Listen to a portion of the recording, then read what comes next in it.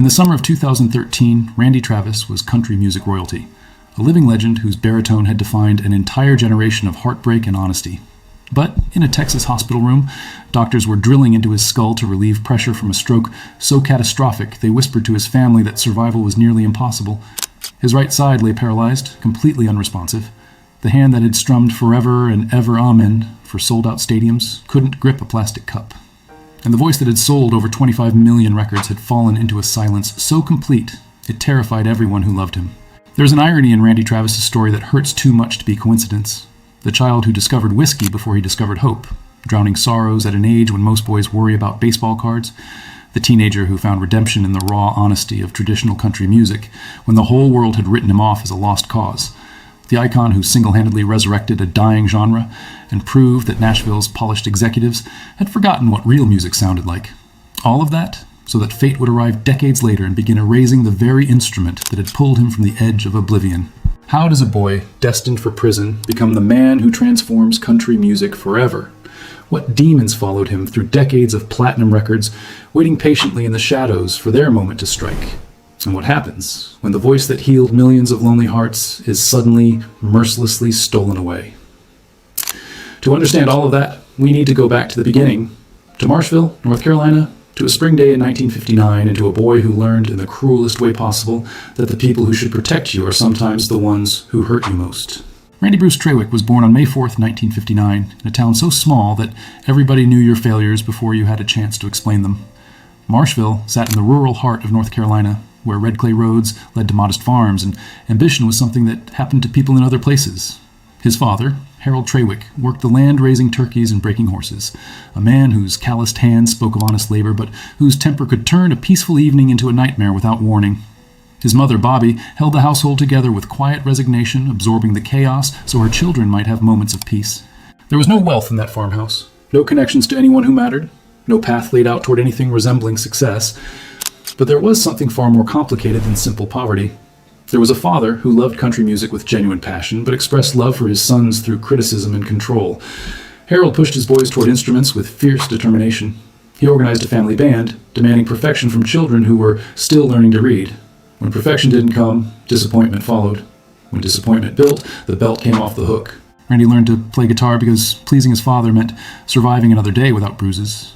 The music itself became secondary to the desperate need for approval that never fully arrived.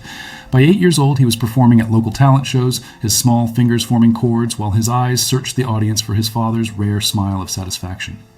Those moments of approval were so scarce they became almost mythical, treasures to be remembered during the darker times.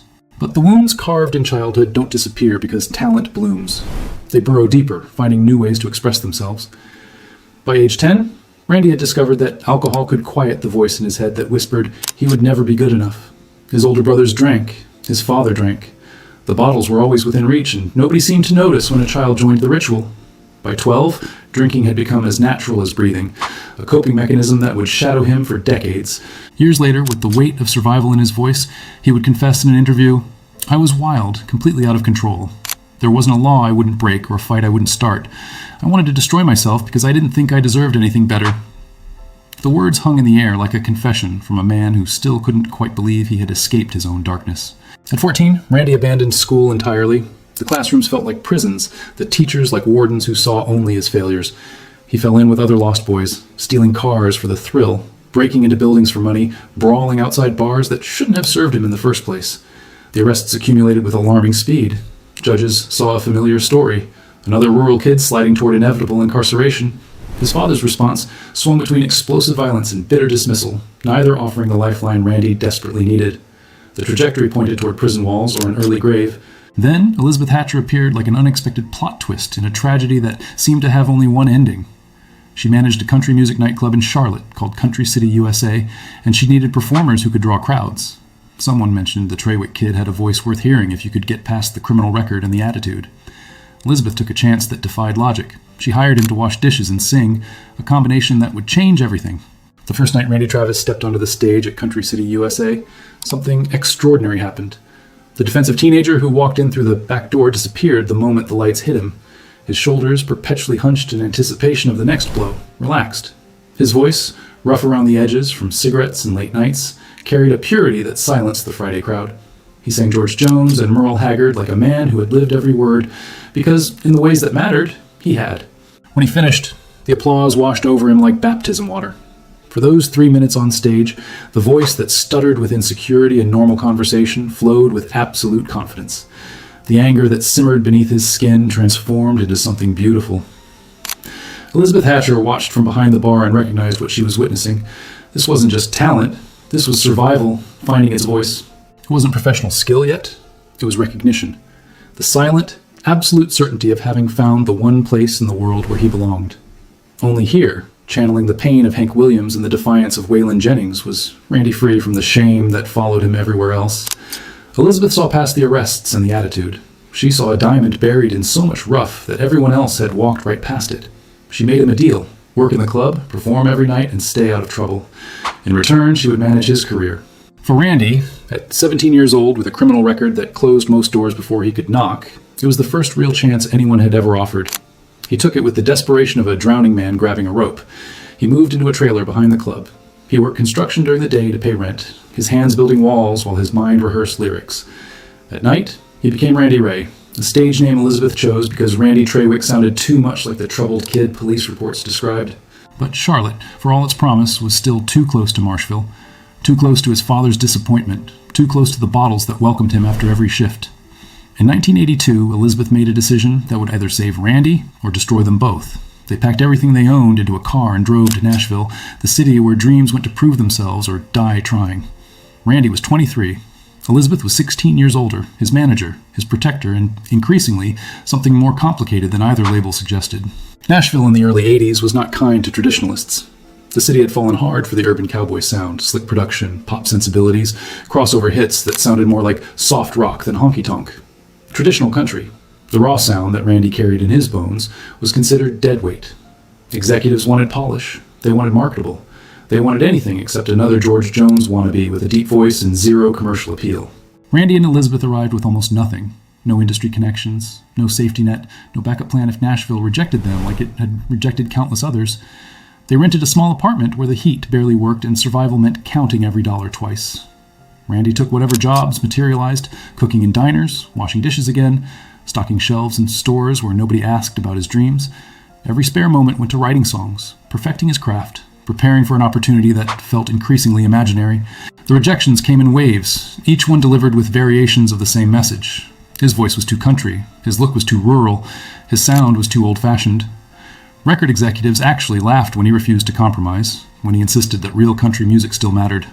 One A&R representative told him to his face, "Traditional country is dead, son. You're trying to resurrect a corpse." The words cut deep, because part of Randy feared they might be true. There were nights when Nashville felt not like the promised land, but like an elaborate trap, a city designed to break hopeful hearts as efficiently as possible. Randy counted rejections the way other people count blessings. 30 studios, 40 meetings, 50 variations of thanks, but no thanks. The drinking that he had briefly controlled came roaring back. Old demons never truly leave, they just wait for vulnerability. Elizabeth found herself managing not just his career, but his spiraling self. Destruction, wondering if she had saved him from North Carolina, only to watch him drown in Tennessee. In 1984, Warner Brothers finally offered a deal, but with conditions that made Randy's stomach turn. They wanted him to modernize his sound, add synthesizers, chase radio trends. They wanted Randy Treywick to become someone else entirely, to sand down every rough edge that made him authentic. For someone who had spent his entire life feeling inadequate, the temptation was enormous. Here was validation, money, a chance to finally matter. All he had to do was betray everything Elizabeth had fought to protect. Randy struggled with the decision for weeks, the weight of it pressing down like physical pain. He remembered his father's impossible standards. He remembered the judges who had written him off. He remembered every person who had looked at him and seen only wasted potential. But he also remembered that feeling on stage at Country City, USA, when honesty in music felt like the only honest thing in his entire life. He told Warner Brothers' numbers. Elizabeth nearly collapsed with relief. They would find another way, or they would fail trying, but they would not compromise the very thing that made Randy Travis worth listening to. The decision felt simultaneously heroic and potentially catastrophic. In Nashville's ruthless ecosystem, principles were luxuries most people couldn't afford. Then Kyle Lanning, a producer who actually understood what Randy represented, convinced Warner Bros. To take one more chance. Give Randy a small budget, minimal interference, and the freedom to make the album he believed in. If it failed, they would part ways with no hard feelings. If it succeeded, everyone would look like geniuses. The label, skeptical but willing to risk a modest investment on a long shot, agreed. In 1986, Randy Travis released Storms of Life, an album that Nashville insiders predicted would disappear within weeks. Warner Brothers had given it a production budget so small it barely covered studio time. No elaborate marketing campaign, no radio consultants shaping every note for maximum commercial appeal. Just Randy's voice, traditional instrumentation, and songs that bled honesty from every verse. The album was everything modern country radio claimed audiences didn't want anymore. It sold over 3 million copies. The number wasn't just impressive, it was revolutionary. Storms of Life became the first debut album by a country artist to go multi-platinum, shattering every assumption Nashville's executives had built their careers defending. Songs like On the Other Hand in 1982 climbed charts that supposedly had no room for traditional sounds. Radio stations that had dismissed him scrambled to add his music to rotation. And Randy Travis, the kid from Marshville who couldn't stay out of jail, suddenly became the man who single-handedly resurrected traditional country music. The awards followed like vindication made tangible. Album of the Year, Male Vocalist of the Year, Grammy nominations that turned into Grammy wins. By 1987, Randy wasn't just successful, he was a cultural phenomenon. Proof that authenticity could triumph over manufactured trends. His follow-up album, Always and Forever, sold even better, spinning off hits that would define the next decade. Forever and Ever Amen became a wedding staple, a song so perfect in its simplicity that it felt like it had always existed. Nashville watched in amazement as the genre they had declared dead roared back to life. Randy opened doors for Alan Jackson, George Strait's continued success, and every artist who believed traditional country deserved to survive. He had saved not just his own career, but an entire musical legacy. The boy who had destroyed everything he touched was now being credited with saving something precious from extinction. But redemption doesn't erase wounds. Success doesn't heal the fractures carved in childhood. Behind the sold-out concerts and million-dollar contracts, Randy was still running from demons that trophies couldn't silence. His relationship with Elizabeth, the woman who had saved him, became increasingly complicated. She was his manager, his partner, his anchor. In 1991, they married, formalizing a bond that had existed in various forms for over a decade. To the outside world, it was a romantic culmination. To those watching closely, it was two people trying to stabilize something that had been unbalanced from the beginning. The marriage lasted 23 years, but the final decade existed mostly on paper. The pressures of maintaining superstardom, the constant touring, the creative demands, all of it created distance that couldn't be bridged by history alone. In 2010, Elizabeth filed for divorce. The announcement barely made headlines because, by then, Randy had bigger problems consuming the public's attention. The drinking that had haunted him since childhood never truly left. It waited through the glory years, patient as a predator. In 2012, Randy was arrested for driving while intoxicated after crashing his car. The mugshot went viral, a painful image of a legend reduced to tabloid fodder. Months later, another arrest followed, this time for public intoxication after police found him lying in the road near his home, disoriented and combative. The man who had once saved country music appeared to be destroying himself in slow motion. Friends staged interventions, lawyers negotiated plea deals, publicists crafted statements about seeking help and taking responsibility. But the unraveling continued. Fueled by pain Randy had carried for so long, he no longer knew how to set it down. His voice, the instrument that had defined him, remained as powerful as ever when he performed. But the man wielding that voice was fragmenting. Then came July 2013. Randy was at home in Texas when he developed what seemed like a cold. Within hours, the symptoms escalated catastrophically. Viral cardiomyopathy, a condition where a virus attacks the heart muscle, triggered congestive heart failure. His heart stopped beating effectively. Doctors placed him in a medically induced coma, performing emergency surgery to implant a device that would keep blood flowing. And while he lay unconscious, a massive stroke ravaged the left side of his brain, the region controlling speech and language. When Randy finally regained consciousness weeks later, the damage revealed itself with cruel precision. His right side was paralyzed. His ability to swallow had been compromised. And his voice, the voice that had sold 25 million records, was gone. Not weakened, not damaged, gone. He could not form words, could not sing a single note. The doctors explained to his family with clinical gentleness that recovery was unlikely. The man who had been Randy Travis had suffered injuries so severe that the person who emerged would be fundamentally different. For someone whose entire identity centered on vocal expression, the silence was a special kind of death. Mary Davis, the woman who had been by his side and would later become his wife, watched him struggle with a despair that went beyond physical limitations. Randy faced a choice that had nothing to do with career decisions or artistic integrity. He could surrender to the devastation, or he could fight his way back from the most profound loss imaginable. He chose to fight. The rehabilitation was brutal, measured not in weeks, but in years. He learned to walk again, each step a victory against a body that no longer obeyed familiar commands. He learned to feed himself, to dress himself, to reclaim basic dignities that had once required no thought. And slowly, painfully, he began to reclaim fragments of his voice, not the smooth baritone that had defined traditional country. Something rougher, more limited, each word requiring effort that would exhaust most people. In 2016, at the Country Music Hall of Fame induction ceremony, Randy Travis shocked everyone by singing one word: amazing, from the hymn Amazing Grace. It took everything he had. His face contorted with the effort, but that single word carried more power than entire albums from artists with undamaged voices. It was proof that some things refuse to die, no matter how completely they've been destroyed. Today, at 65 years old, Randy lives quietly with Mary, his days structured around continued therapy and small victories. He will never perform again the way he once did. That chapter closed in a hospital room in Texas, but his legacy isn't measured in what was lost. It's measured in what he proved possible.